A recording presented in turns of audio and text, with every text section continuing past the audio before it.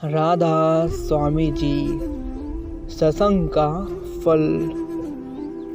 एक मजदूर था। मजदूर तो था, साथ ही साथ किसी संत महात्मा का प्यारा भी था। सत्संग का भी प्रेमी था। उसने शपथ खाई थी, मैं उसी का बोझ उठाऊंगा, उसी की मजदूरी करूंगा जो सत्संग सुने अथवा मुझे सुनाए।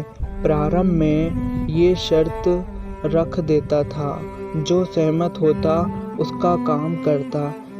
एक बार कोई सेठ आया तो इस मजदूर ने उसका सामान उठाया और सेठ के साथ वह चलने लगा।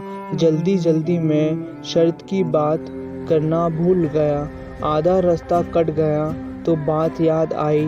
उसने सामान रख दिया और सेठ से बोला, सेठ जी, मेरा नियम है कि मैं उनका ही सामान उठाऊंगा जो कथा सुनाएंगे या सुने। अंत आप मुझे सुनाओ या सुनो। सेठ को जरा सा जल्दी था। वह बोला, तुम ही सुनाओ। मजदूर के वेश में छुपे हुए संत की वाणी से कथा निकली। मार्ग तय होता गया। सेठ के घर पहुंचा तो सेठ ने मजदूरी के पैसे दिए। मजदूर ने पूछा, क्या सेठ जी, सत्संग याद रहा? हमने तो कुछ सुना नहीं, हमको तो जल्दी थी और आधे रास्ते में दूसरा कहा ढूंढ लिए, शर्त मान ली, ऐसे ही हाँ करता गया। हमको तो काम से मतलब था, कथा से नहीं। भक्त मजदूर ने सोचा कि कैसा अभाग्य है, मुफ्त में सत्संग मिल रहा था और सुना नहीं। यह पापी मनुष्य की पहचान है। उसके मन में तरह तरह के ख्याल आ रहे थे। अचानक उसने सेठ की ओर देखा। गहरी सांस लेकर कहा, सेठ, कल शाम को 7 बजे आप सदा के लिए इस दुनिया से विदा हो जाओगे। अगर 7:30 बजे तक जीवित रहे तो मेरा सिर कटवा देना। जिस ओज से उसने यह बात कही सुनकर सेठ कांपने लगा। भक्त के पैर पकड़ लिए। भक्त ने कहा, सेठ, जब आप यमपुरी में जाओगे तब आपके पास पुण्य का लेखा जोखा होगा, हिसाब देखा जाएगा। आपके जीवन में ज़्यादा पाप हैं, पुण्य कम है। अभी रास्ते में जो सत्संग सुना, थोड़ा बहुत उसका पुण्य भी होगा।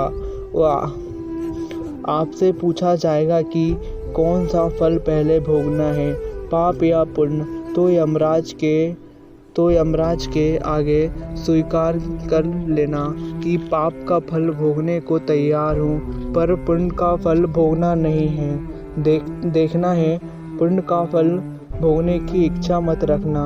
मरकर सेठ पहुँचते यमपुरी में। चित्रगुप्त जी ने हिसाब पेश किया। यमराज ने सेठ से पूछा, मैं पुण्य का फल भोगना नहीं चाहता और पाप का फल भोगने से इनकार नहीं करता हूँ। कृपया करके बताइए कि सत्संग के पुण्य का फल क्या होता है। मैं वह देखना चाहता हूँ।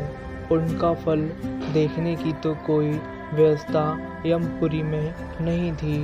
पाप पुण्य के फल भुगताए जाते थे, दिखाए जाते नहीं थे। यमराज को कुछ समझ में नहीं आया। ऐसा मामला तो यमपुरी में पहली बार आया था। यमराज उसे ले गए धर्मराज के पास। धर्मराज भी उलझन में पड़ गए। चित्रगुप्त, यमराज और धर्मराज तीनों सेठ को ले गए सृष्टि के आदि परमेश्वर के पास। धर्मराज ने पूरा वर्णन किया। परमपिता मंद मंद मुस्कुराने लगे और तीनों से बोले, ठीक है, जाओ अपना अपना काम संभालो। सेठ को सामने खड़े रहने दिया। सेठ बोला, प्रभु, मुझे सत्संग के पुण्य का फल भोगना नहीं है, अपितु देखना है।